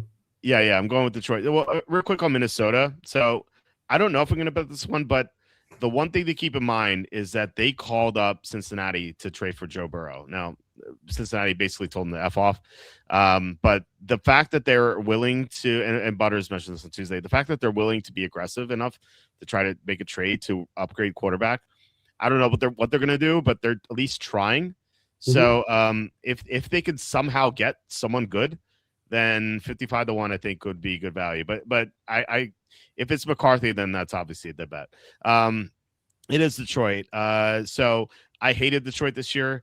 They had I think the third or fourth toughest schedule in the NFL. I think it was the second toughest schedule in the NFL entering the year. And you talked about the coordinator losses. They lost to 3 interior linemen. They still had injured players from the year before, like Ali McNeil wasn't healthy. Malcolm Rodriguez is not healthy entering the year. We didn't know if Hutchinson's going to be 100%. So like they had a lot of big problems entering the year. Now they have a schedule, and I'll pull this up as well. This schedule is even easier, I think, than Baltimore's, because they do get the NFC South teams here, and they also get the AFC East, and that means they get the Jets and the Dolphins. Now they do get the Bills, but they also get the Patriots, who we both agree that they could be in decline. And to top it off, their 3 special games are Arizona, Tennessee, and the Giants. So like a very easy schedule. They have some continuity, coordinator, at least defensive coordinator this time. And I trust that their smart front office will figure out to replace the linemen that they lost. And the defensive players who were hurt entering last year are going to be healthy now. And on top of that, last year they were like 8-1 entering the season. Now they're 16-1. So we get good value on top of that. I like the lines a lot to rebound. Yeah, I think it's a good pick. I'm looking back at my preseason notes, and I had ranked them as the 30th schedule, which is the third hardest schedule. Yeah. And overall, I had them with a solid offensive line. I thought their offense was still an A+, and I thought their defense would be a lot better, which is why I had them from early in the season. They were in my top 5. I had them 4th to start the year. Yeah. And I didn't waver on them. I really thought, until the last couple of weeks of the season, when they kind of fell off a little bit. I was very surprised when they lost to Pittsburgh. That was a bad loss for them. I kind of ended their season. But before that game, I thought that this was a team that was going to knock out, was going to win every game, win out, get into the playoffs, knock the Bears potentially out. I think there's value on that. Again, I'm not interested in betting it right now, but I definitely agree with your logic that Detroit could be a bounce back candidate. Every year there are a bunch of teams that flip in and out of the playoffs. Yep. There's usually 4 teams every year, 4 maybe more, that don't make the playoffs one year that will make it the next year. So there's always going to be that revolving door. And I think it's from a prediction perspective, having the Lions making it this year and maybe another team from the South making it instead of a team like Carolina, I think is a good prediction, as a safe bet to make, that you're going to get a team like Detroit that gets in and makes some noise, especially when these teams lose, and they lose the way they did and their season ends early. A lot of these teams are chomping at the bit to come back off season, get better, be more team camaraderie, and get back to work. Whereas a team like Carolina, yeah, they made it. They're excited. We're a playoff team. And that's a team that just falls off the cliff because they weren't any good anyway. Yeah. As noted by their relatively easy schedule and negative point differential. I still can't believe that was that bad. I still can't believe they covered against the Rams too. Stafford did get hurt in that game. So I bet those 2 teams. I got another deposit bonus, so I'm going to be betting another team, but it obviously won't have the same theme there. But as I said, as soon as I found out the AFC North and the NFC North were playing the NFC South, I had interest in that. Another possibility is the Bengals. Now, the Bengals in the second half of the year, their defense was better, and let me pull up their odds. They were 30-1. The second half of the year, their defense went from 32nd to 26th, which is like not it's like doesn't sound like a big deal, but if they sign a couple of players, it's not like they have to go from 32nd to 24th. They have to go from 26th to like 18th. And I think if you give Joe Burrow like the 18th ranked defense in the NFL, I think that could be a team that goes far into the playoffs. Now, I worry about Burrow's health. He seems to get banged up almost every year. That worries me. I don't like Zach Taylor either. So I'm not like thrilled about this, and I don't know if I'm going to do it, but they at least like popped in my head. The other teams in that division, obviously you're not touching the Browns and Mike McCarthy Steelers. You're not doing it. So as far as other teams in the AFC North, if I'm betting another team in the AFC North, it's the Bengals. And then from the NFC North, we talked about Packers. We both don't like. Parsons may not be 100% to start the year. Bears, you mentioned the Bears. Um, I mean, I feel like they could be a regression candidate this year just because they won so many close games last year. Now they could get better. Second year with Ben Johnson, third year Caleb Williams, they could improve, but they won so many 50-50 games this year. Seems like that should go against them next year. And then you get the Vikings, who I think are worth a small play just because if they do get a quarterback, kind of like remember the Buccaneers entering 2020, they got Brady. No, they're not gonna they're not gonna get anyone like Brady, but if they do somehow manage to acquire a quarterback and they are aggressive in doing that, then I think that could be a good value. Cincinnati, you mentioned if they get some defensive players, Yeah, it's the cheapest ownership group in the league. it is, but there's a salary floor. There's a salary floor, so they do sometimes have to spend money. You know, I wouldn't count on them adding and upgrading to the team through free agency. No. And Joe Burrow kind of looked depressed this year. He did. For some odd reason. They're a team that is dangerous if they can get in, and their offense could be great, but there's too many buts surrounding that team. Yeah. The only thing nice to say about Cincinnati is that they're not the Browns and the Steelers. Exactly, yeah. So they're a Lamar Jackson / half the Ravens defense being injured away from winning the division with 10 or 11 wins. Yeah. And that's not impossible, but I just don't right now see Cincinnati as a team that I'd want to bet on at this stage, hoping that they make some upgrades because I don't have confidence in their organization at all. The Bears, while they won all those 50-50 games and were certainly not deserving of being a 2 seed, we said throughout the season that they're getting better and better and better. They have they have nice pieces on the offensive line. There's no question that Caleb Williams improved under Ben Johnson. Caleb Williams wasn't great. He had a lot of bad moments. He was more of a 25 to 35% converting some of those crazy downs. He obviously has crazy ability to make some of the plays that he did make, but I think he'll get a lot better. I think he'll continue to improve. It'll almost be like that second-year quarterback jump, although now obviously in his third year, the second-year jump would be just under the coaching staff. So, but they've built that team through the offensive line now. They have the right coach in place. They built on the offensive line. Their defense got better as the season went along, and Caleb Williams got better. So that would be a product of the schedule to me. And at 27-1, I think there's a little bit of value. But again, they're in such a tough division. Green Bay is good. Detroit is good. Minnesota is good. It's not like they're playing in the AFC South or if they're the Bills and the Pats and they get the Dolphins and the Jets.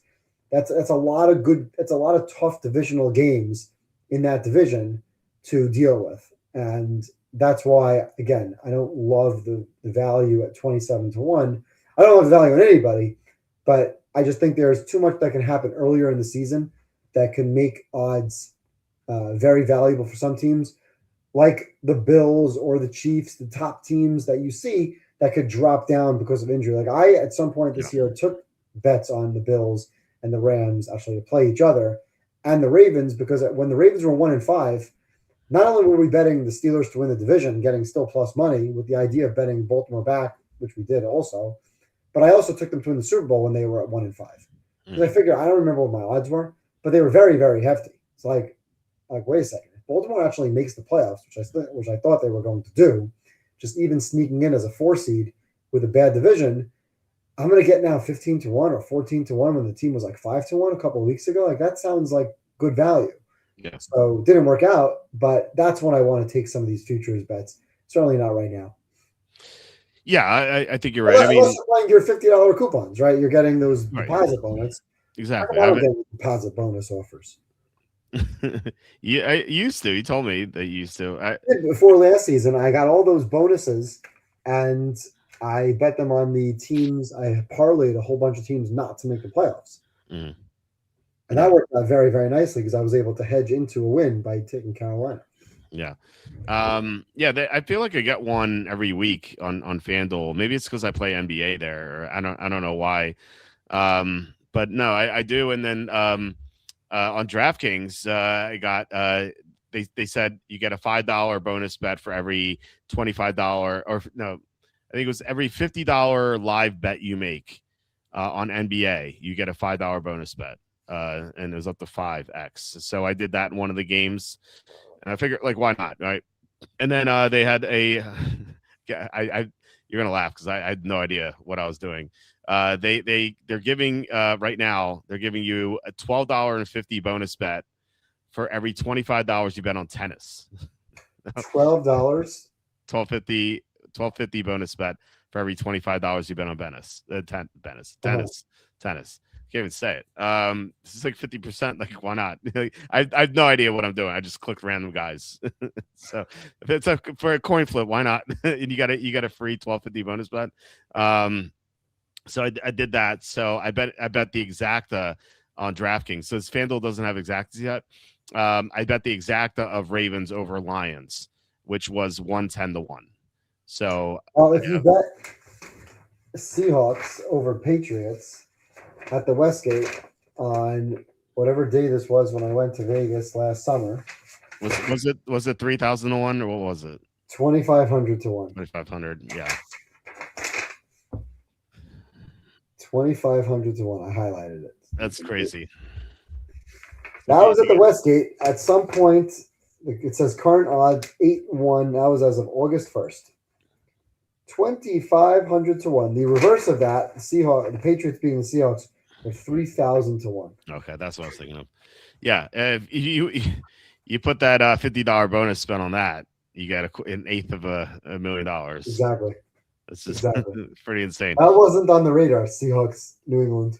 It was not, and that's why it was priced that high. I'd love to find an exacta like that. You know, obviously that's not going to hit every year, but like it did work out. So I don't know. Andy and I were talking about teams that we would put in the exactas right now. Now it's still a little early, but like if you get these bonus bets, they expire within a week, so you can't save them. So right. you have to bet them now.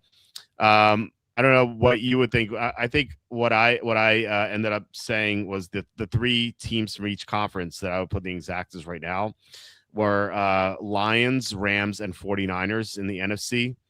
And then from the AFC, I'd go Bills, Ravens, and either Chargers or Jaguars. And I think I saw that the Chargers schedule was easier, so I went with Chargers. So I don't know. I would go Chiefs.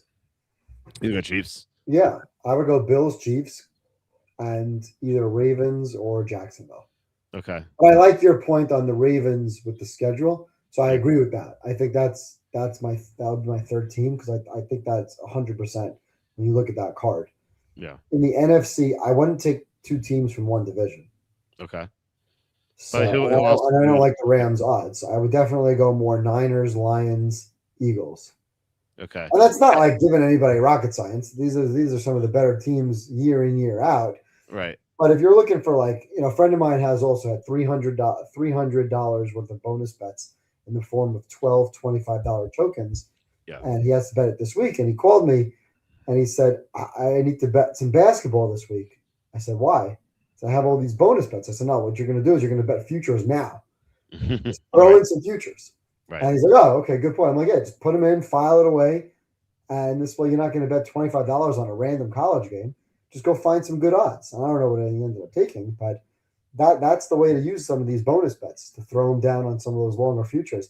So last year I had the Seahawks, the 25th team, and the Patriots at number 19 to start the season. So if I look at my closing power ratings, again, this is, there's obviously injuries that take this into consideration. Like, for example, the Chiefs are obviously not the 31st ranked team, but they probably closed the year as the 31st ranked team.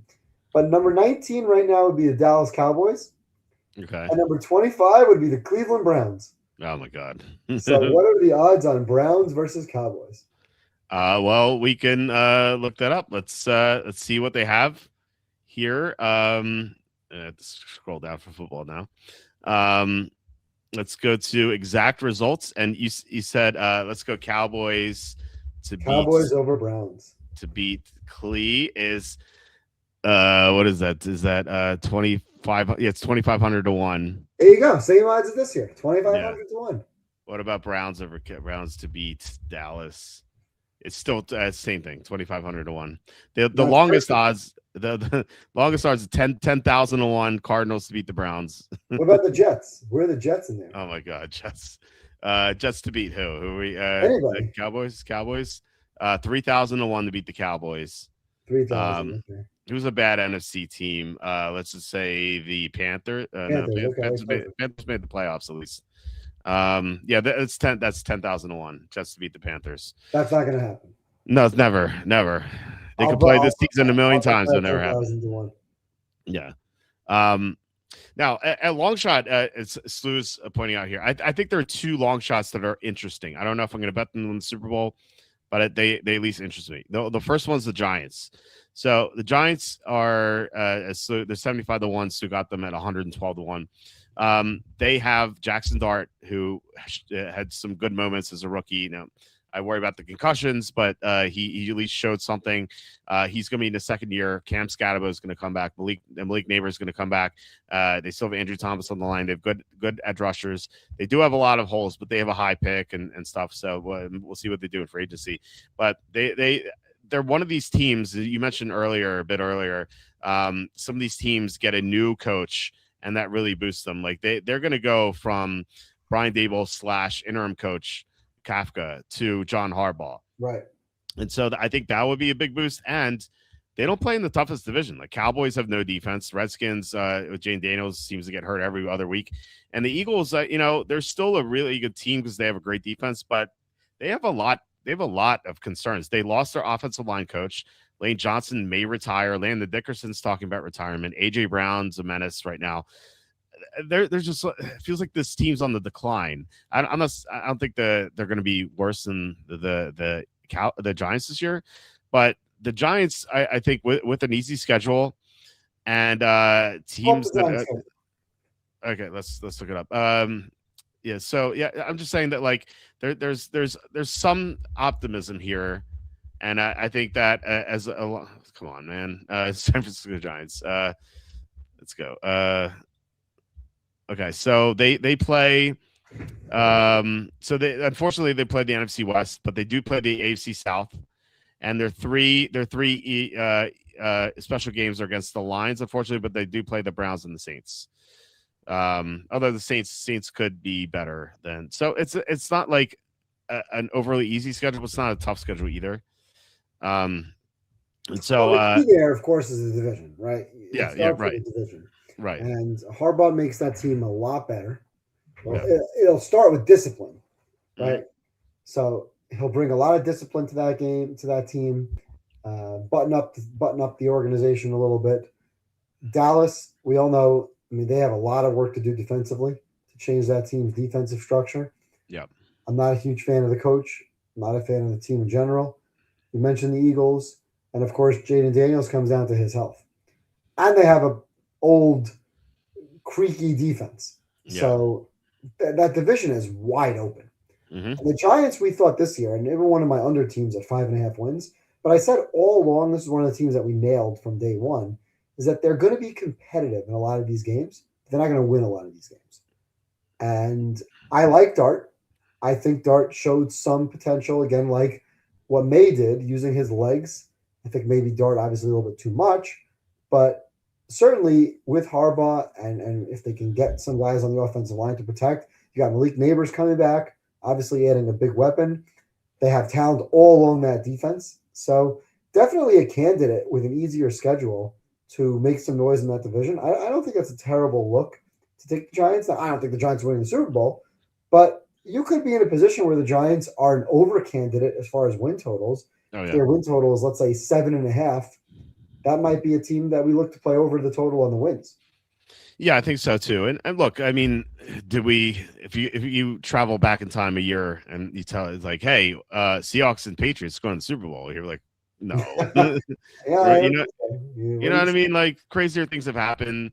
I just watched the movie, I think it was called Underdog, the Kurt Warner movie that was just made. Because I was on a movie podcast where they had me on for the Super Bowl because they wanted me to break down Brian's song, and so that was on Tubi. And then the next movie that came on was the Kurt Warner movie. And I'm like, oh, I'd never seen this. It was actually pretty good. But I remember back then they were 200 to 1 to win the Super Bowl. And so, like weird stuff happens, and I remember I did like that team until Trent Green got hurt. And then that was my first year covering the football on the site. I did call it the Rams were my like underdog team that year that I liked, and then Green went down. I'm like Kurt Warner, who's that? Right. So bagging groceries. Right, exactly. So that was actually a good movie. I would recommend it. I liked it. But anyway, so yeah, like sometimes weird stuff happens in the NFL. It's not like basketball where there are only like 5 or 6 teams that could win most years. And I think that weird stuff happens, and Giants could do it. I don't think it's impossible. We're not talking about like Bryce Young winning or anything like it. Jackson Dart looked good at times last year, and Harbaugh is a proven commodity. And like I said, they have other things going for them. I do want to see what they do in free agency in the draft. And, I don't think the odds are going to change all that much. So if they have a good free agency, if they pick up a couple offensive linemen and some defensive backs, and they do have a quarterback in this rookie deal, then I'll even be more optimistic about them. So that's something to look for. The other long shot that I was looking at, and this is an even longer long shot, but I do think that they have some stuff going on, but their odds are insane. Is the Saints at 175-1, and I don't know why it's not popping up here. Anyway, Saints at 175-1. They look good at the end of last year. They did play an easier schedule, as you pointed out last night with Andy. But Shuck seemed to improve every week that he started. Their offensive line is really good. Their offensive line was great, I thought, at the end of last year. Their defense in the second half of the year was 7th in EPA, but albeit against an easier schedule. So now I do like Kellen Moore. I thought he did a good job last year. They have Shuck in his second year with experience now. I just want to see what they do in free agency in the draft as well. But that is such a bad division. I think Panthers.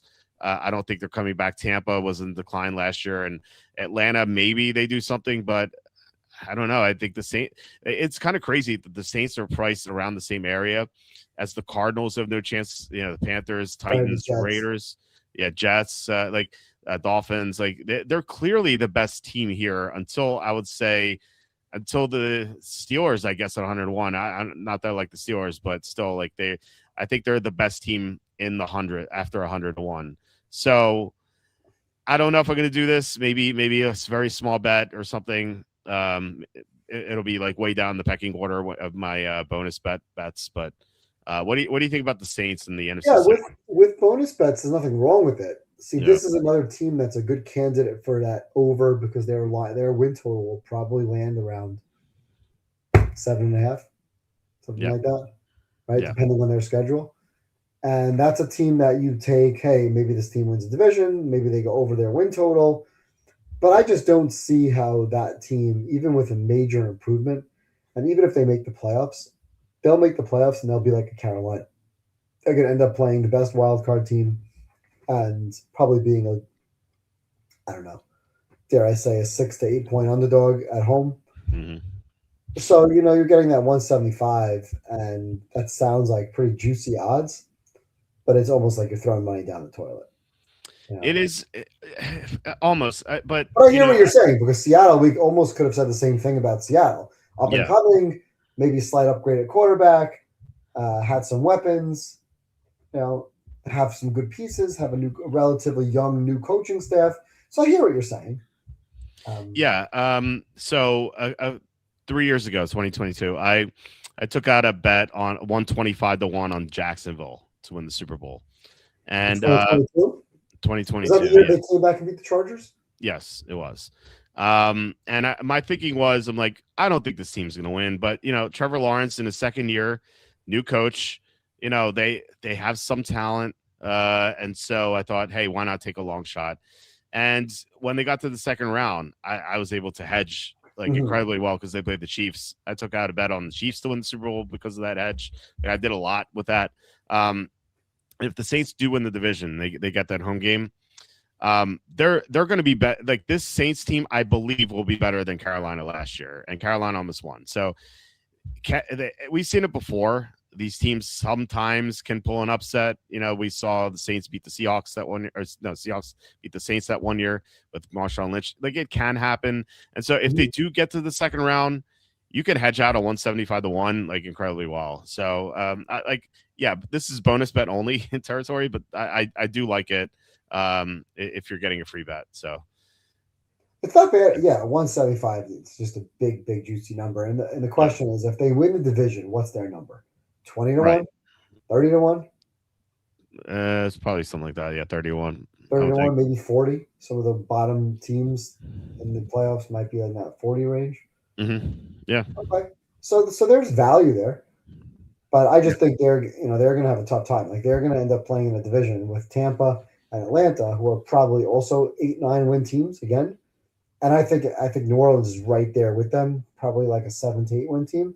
Then Carolina maybe like a 6 to 8 win team. Yeah, I think so too. We had a question from from the boss. What do you think about the Colts at 60-1? Is that what they are? Who's here? My quarterback. Well, they're 40-1 here. Let's go to Caesars. Where are they? They are 50-1 here. Let's just say 50-1. I don't know where they're 61, but yeah, I don't know. But anyway, hypothetically, 60-1. Daniel Jones is a free agent, and he's coming off the torn Achilles, so he's a big question mark. Obviously, Anthony Richardson's there still, but yeah, to me, there's not enough juice there. We talk about 175-1 or 100-1, fine. 60-1, I don't know who the quarterback's going to be. I still like in that division Houston and Jacksonville ahead of them. Yeah, I don't think that's a great bet. Yeah, I do like Jacksonville the most still in that division. Yep. If you told me Daniel Jones could be back and he was healthy, then sure, I could definitely take the Colts to 60-1. But we don't know that. It's a big question mark. He tore his Achilles late, and a big part of Jones's game is his mobility. Right. When he got, remember he fractured his fibula late in the year and he couldn't run. Yeah, he's not running. We were betting unders. Yeah. Right. Yeah. Oh my God, that was free money. He could not run at all, and like he just got a lot worse because he couldn't run. And so, can he run off the torn Achilles late in the year? It's not like he tore it in September. He tore it in late November or December. So it's tough. It's tough. I don't know. Yeah, I think your odds when you're getting the 100 plus, fine. But when you're getting 60-1 here with a team that's probably not going anywhere, that's not enough juice. No, it's not. It's not. We had I think I'm not sure if Andy liked this one. We had someone, I can't remember who it was. Someone said Atlanta 50-1. I think it was Andy. See, that's not terrible because we were looking at Atlanta and Tampa, two teams that are probably competing more for the division than New Orleans, who we think is definitely a live team in that division. One of these teams is going to make the playoffs potentially. Right. But again, 50-1 is not huge, and I don't like Penix one bit. So I'd be more inclined here to look at Tampa ahead of Atlanta. Okay. Tampa, I think Tampa's kind of gotten smeared a lot because of how they finished, but Mayfield was hurt in the second half of the year. No question. That was not the real Mayfield. Like they didn't fire Bowles. Right. That's I don't. How do you have Canales and Cohen and you let both of them go and you keep Bowles there? Yeah, you have Todd Bowles who's sleeping on the sidelines. Yeah, it's just ridiculous. So, I don't think.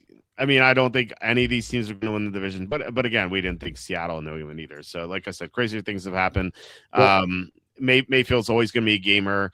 And remember, like Mayfield wasn't the only guy who was banged up playing. Vita Vea was not 100% either. Like you would think that he's going to be healthier next year. So that would improve. Andy's saying, yes, I like Atlanta and New Orleans. The same rest on Atlanta, getting a quality quarterback behind Penix, who might not last long as the starter. Yeah, I know. That's the biggest question is who's going to be the quarterback of that team because I don't think Penix is any good. Yeah, you're not a big Penix fan. No, not one bit. And I didn't mind him in college. I thought he had some good games in college. Mm-hmm.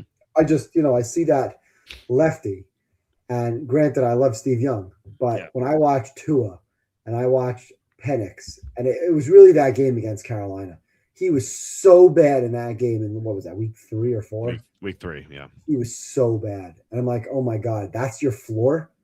That can't be the floor. That's a caliber of a player who is not even a backup in the league. Yeah. Lacks mobility, lacks arm strength, and just decision making was brutal. I saw a lot more out of Bryce Young as the season progressed than I did from Michael Penix earlier on. So I just can't get that game out of my head. And for that reason alone, I would rather be on Tampa Bay than Atlanta. That team was so mystifying because they, you mentioned before, they beat Buffalo and they also beat the Rams, and yet they lose 30-0 to the Panthers and they get blown out at home by the Dolphins. Like, can you explain that to me? It's coaching, right? It's just has to be Raheem Morris. Now they do get an upgrade in coaching that should help, but I'm right there with you on Penix. I'm not a fan. And Kirk Cousins is going to leave. Not that Cousins is the answer either, but he's going to leave to maybe to Minnesota. Maybe he comes back with Kevin O'Connell. He had his best years with O'Connell.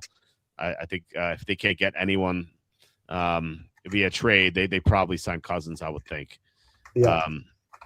But anyway, I don't know if any other teams you want to discuss before we head out, because we're about to hit 2 hours.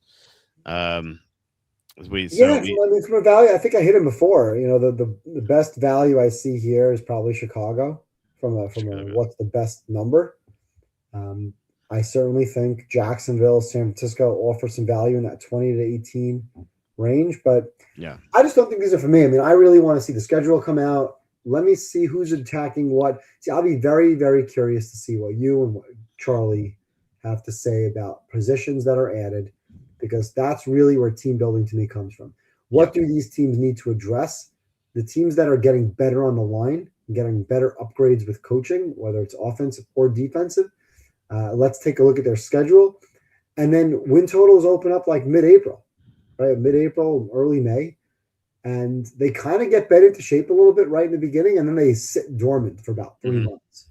Yep. So you're either betting these win totals on April 30th, or you're waiting until August 15th.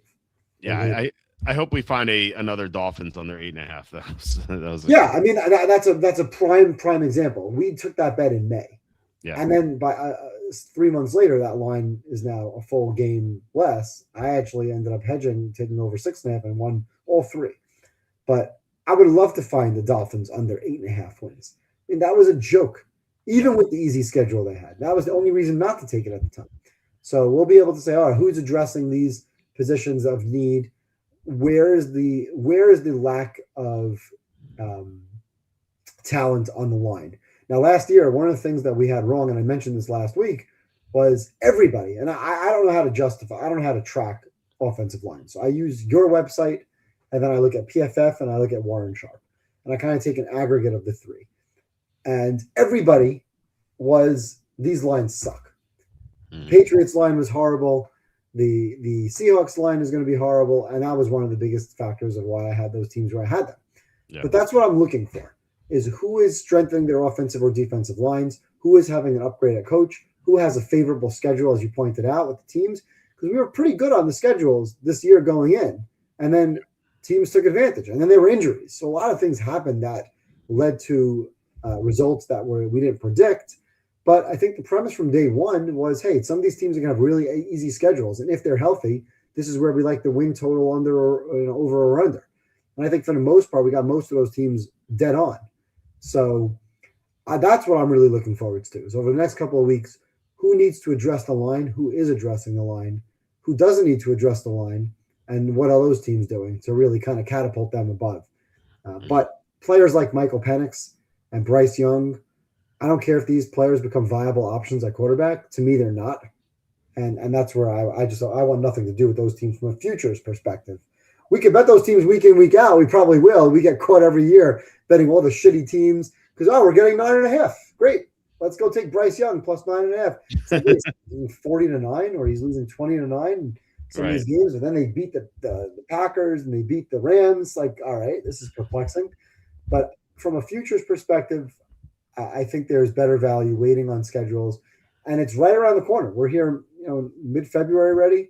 The draft is around the corner, so the schedule release, I don't even know when the schedule release is, probably early May. late April. Yeah, it's usually like the second week of May. Yeah. Okay.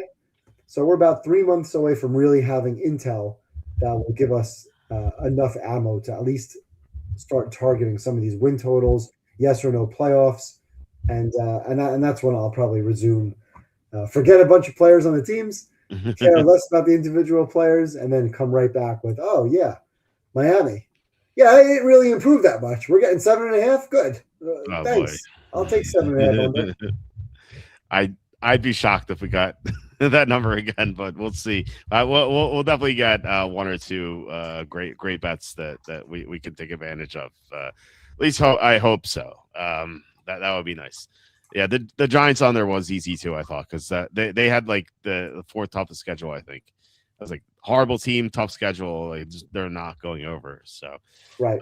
We'll have some of those too. So we'll see. All right. Any other final thoughts for it out? No, it was. I wish the game would have been better. It was an overall, from a wins and loss perspective, I wasn't great this year. Wins and losses. It was the first time I was under 50% hitting straight picks that I've tracked since 2012. But from a perspective of betting, the last losing week I had was week 14. Mm-hmm. So I've had 8 straight very positive weeks. Well, I would say 6 out of the 8 were very, very positive and 2 very slight wins, despite having a losing record overall. So I'll take that every day of the week. Love to bounce back and place and do better in the contest. But hopefully we were able to give people insight that if they want to just fade us. If you want to tail us. But hopefully the idea was to give information that people can use, actionable intel in-game to bet on, good information to make a choice one way or another. If you like what we're talking about, hopefully it helped.